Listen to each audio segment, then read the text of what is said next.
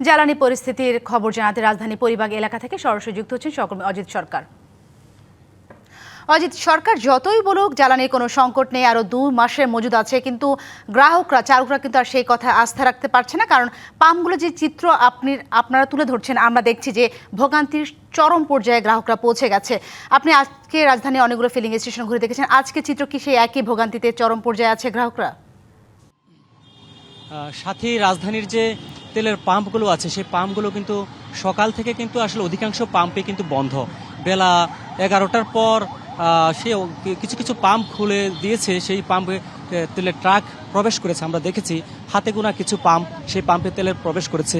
তো এই মুহূর্তে আমরা যে স্থানটিতে আছি, পরিবাগ মেঘনা মডেল সার্ভিস ফিলিং স্টেশনটিতে আছি। এখানে তেলের অকটেনের মজুদ আছে 25,900 লিটার, আর পেট্রোলের মজুদ আছে 7,100 লিটার। তো এখানেও কিছুক্ষণ আগে তেলের একটা লরি কিন্তু এখানে প্রবেশ করেছে। সকাল থেকে কিন্তু এখানে দীর্ঘ লাইন ছিল, গ্রাহকরা কিন্তু এখানে দীর্ঘ লাইনে কিন্তু তারা দাঁড়িয়ে কিন্তু তেলের জন্য অপেক্ষা করছিলেন। তো এখন কিছুটা স্বস্তি তাদের মধ্যে এসেছে, কারণ কিছুক্ষণ আগে একটা তেলের গাড়ি যেহেতু এখানে প্রবেশ করেছে, তারা এখন তেল পাচ্ছে, তেল নিচ্ছে। যদিও এখানে যাদের মোটরসাইকেল চালকদের ফুয়েল পাস যাদের আছে তারা পাচ্ছে 1,000 টাকার তেল, আর যেসব চালকদের ফুয়েল পাস নাই তারা পাচ্ছে 500 টাকা।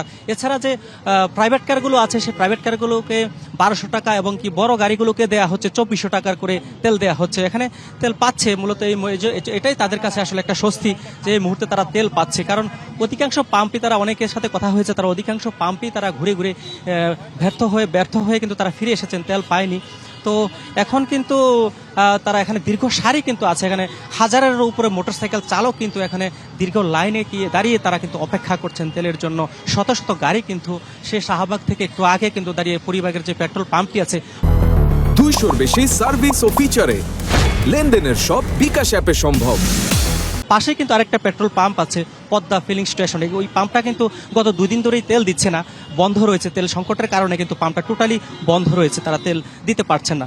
আর এখানে কিছুক্ষণ আগেও আমরা আসলে এখানে পেট্রোল পাম্প যে মালিক আছেন, মালিক পক্ষের সঙ্গে আমরা কথা বলেছি। তারা যেমনটি বলছিলেন যে আসলে তাদের যে চাহিদা, সেই চাহিদা অনুযায়ী কিন্তু আসলে গ্রাহকের যে চাহিদা, সেই চাহিদার সাথে তাদের চাহিদার আসলে মিল থাকছে না। কারণ তারা পর্যাপ্ত, গ্রাহকরা যে পরিমাণ তেল আসে, এই তেলটা আসলে কয়েক ঘন্টার মধ্যে আসলে ফুরিয়ে যায়। আসলে এত পরিমাণ গাড়ি আসে, তারা আসলে বিস্মিত। আসলে এত পরিমাণ গাড়ি আসে, তারা পূর্বে এই ধরনের চিত্র তারা কখনো দেখেনি বলে এমনটি আসলে বলছে সাথী।